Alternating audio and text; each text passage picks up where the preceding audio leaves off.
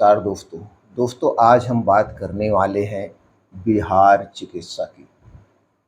आयुर्वेद में बिहार चिकित्सा को क्या कहा गया है उसके बारे में बात करते हैं। ये बिहार चिकित्सा क्या है दोस्तों, बिहार चिकित्सा में किस बदलाव के बारे में कहा गया है, तो आज की वीडियो में हम इसी को विस्तार से समझेंगे। दोस्तों अगर आप ये 4 बदलाव लाते हैं तो आप डायबिटीज के रिस्क को 70 से 80% तक कम कर सकते हैं। तो 4 बदलाव कौन से हैं, आयुर्वेद इसे क्या कहता है, इससे संबंधित सारी जानकारी आज के वीडियो में शेयर करने वाले हैं। वीडियो को ध्यान से दोस्तों अंत तक सुनिएगा। इसके बाद अगर आपके मन में कुछ और प्रश्न है या जानने की इच्छा है तो आप कमेंट सेक्शन के माध्यम से पूछ सकते हैं, या आप किसी विशेष बीमारी के बारे में जानना चाहते हैं तो भी आप पूछ सकते हैं। जानकारी अच्छी लगे तो दोस्तों लाइक करके इस जानकारी को हर घर तक ज़रूर शेयर करिए। दोस्तों आयुर्वेद में बिहार चिकित्सा का बहुत महत्व है। बिहार चिकित्सा में फिर चलना, कफ कम करना, मेद घटाता है और अग्नि को बढ़ाता है।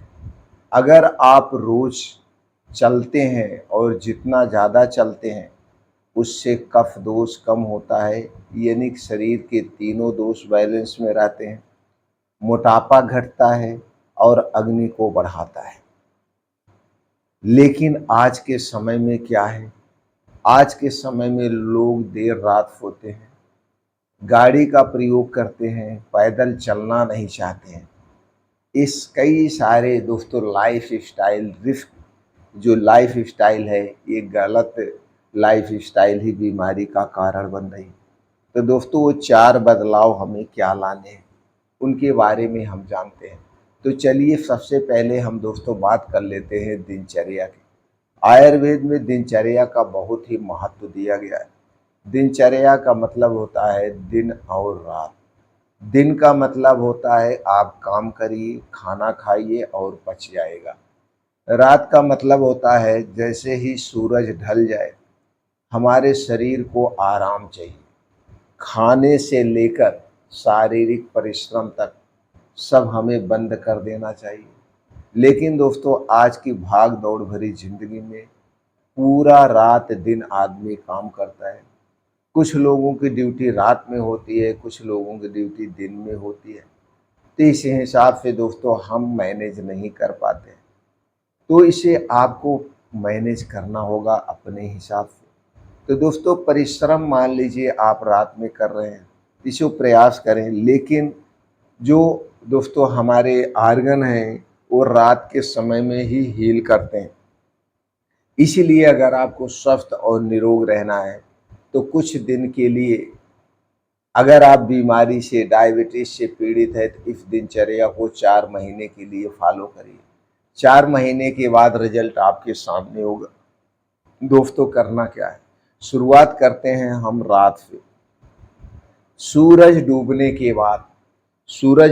के बाद दोस्तों हमें खाने के नाम पे कुछ नहीं खाना है। पीने के तौर पे सिर्फ हम सादा पानी पी सकते हैं, खाने के तौर पे कुछ नहीं पीना है, दूध भी नहीं हमें लेना है, क्योंकि सूरज डूबने के बाद हमारी अग्नि यानी मेटाबॉलिज्म कमज़ोर हो जाता है।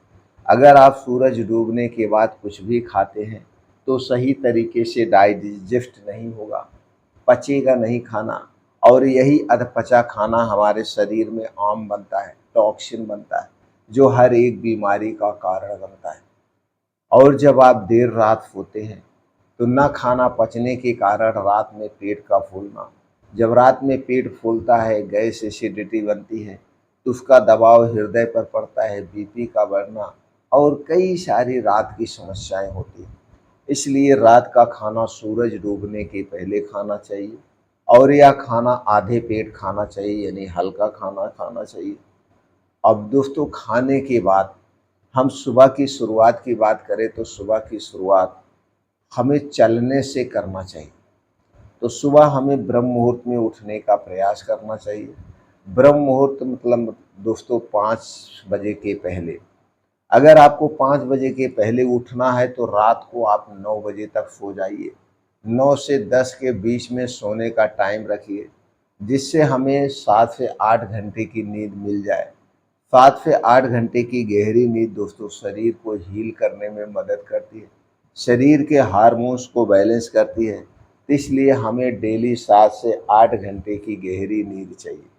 तो 9 से 10 बजे किसी भी कीमत पर सो जाना है।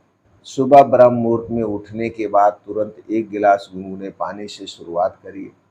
बासी मुँह पानी पीजिए, मुँह मत धुलिए। पानी पीने के बाद डेली दिनचर्या से निवृत्त हो जाइए। अब दूसरा काम यहाँ से शुरू होता है विहार। विहार मतलब चलना। आयुर्वेद में इसे विहार चिकित्सा कहा गया है। तो दोस्तों अब आपको 2 घंटे कम से कम चलना है। कहाँ पे चलेंगे? इसके लिए अच्छा स्थान होना चाहिए। तो आयुर्वेद में कहा गया है जहाँ मिट्टी हो, घास हो, उस पे चलना चाहिए। जब आप मिट्टी पे पैर रखते हैं तो आपका शरीर न्यूट्रल होता है। और कब चलना चाहिए? जब सूरज निकल चुका हो, ऊपर से सूरज की रोशनी पड़ती है, तो दोस्तों नीचे से आपके शरीर अर्थ उठाता है, ऊपर से गर्मी, सूरज की रोशनी, तो आपका शरीर चार्ज होता है। तो वहीं पे 2 घंटे हमें बिताना है। 2 घंटे में कम से कम आधे घंटे की मॉर्निंग वॉक, और इस आधे घंटे में 4 से 5 किलोमीटर को कवर करिए। अपने शारीरिक क्षमता के अनुसार चाहे तेज़ चलिए, दौड़ लगाइए, कुछ भी करिए, ये करना है। उसके बाद वहीं योगा, प्राणायाम, मेडिटेशन जो कुछ कर सकते हैं, आपको 2 घंटे बिताना है। अगर ये 2 घंटे रोज़ सुबह-सुबह नंगे पाँव दोस्तों अपने आप को दे रहे हैं, तो जान लीजिए अपने शरीर को आप निरोग बना रहे हैं। इसके बाद आप घर पे आइए। घर पे आने के बाद चाय कॉफ़ी को छोड़ दीजिए, उसके स्थान पे कभी अदरक पानी लीजिए, कभी मेथी दाना का पानी लीजिए, कभी जीरा, कभी सौंफ, कभी धनिया। इन पानियों से आप अपने दिन की शुरुआत करिए। इसके बाद इसके बाद दोस्तों अगर आपके पास बजट है तो कोई भी आप फल खा सकते हैं, या रात में बीन्स भिगो के सुबह ले सकते हैं, नहीं तो घर का बना हुआ खाना खाइए। आपका घर पे जो खाना बनेगा उनमें 3 चीज़ों का प्रयोग नहीं किया जाएगा, और इन 3 चीज़ों से बनी हुई कोई भी चीज़ नहीं खाना है। चीनी, मैदा, रिफाइन किया गया तेल, ये 3 प्रकार के दोस्तों ज़हर हैं। ये हमारे शरीर को नुकसान पहुँचाते हैं। इनसे कोई फ़ायदा हमें नहीं मिलता है। तो दोस्तों इसे हमें नहीं खाना है। तो खाना क्या है? आप अपने खाने में भरपूर मात्रा में हरी साग-सब्जियाँ लीजिए, ताज़े मौसमी फल लीजिए, बीन्स लीजिए, ड्राई फ्रूट्स लीजिए, मोटे अनाज का प्रयोग करिए। सिर्फ़ गेहूँ और चावल पे मत डिपेंड रहिए। अगर आपके डायबिटीज़ ज़्यादा बढ़ी हुई है तो चावल और गेहूँ को कुछ दिन के लिए छोड़ दीजिए। ड्राई फ्रूट्स का आटा लीजिए, बीन्स का आटा आप खाइए, फ़ायदेमंद है। ये सारी चीज़ें आप दिन में खाना है, दिन में अपना समय निकाल के, और इसके बाद पर्याप्त मात्रा में आपको पानी पीना है। घर से बाहर की कोई भी चीज़ नहीं लेना है, और घर से बाहर की या घर की कोई भी ठंडी चीज़ नहीं खाना है, चाहे वो फ्रिज का रखा हुआ ठंडा पानी ही क्यों ना हो। ठंडी चीज़ें मेटाबॉलिज्म को स्लो करती है, और जब मेटाबॉलिज्म स्लो होता है, खाना ठीक से नहीं पचता है, तभी डायबिटीज़ का रिस्क शुरू होता है।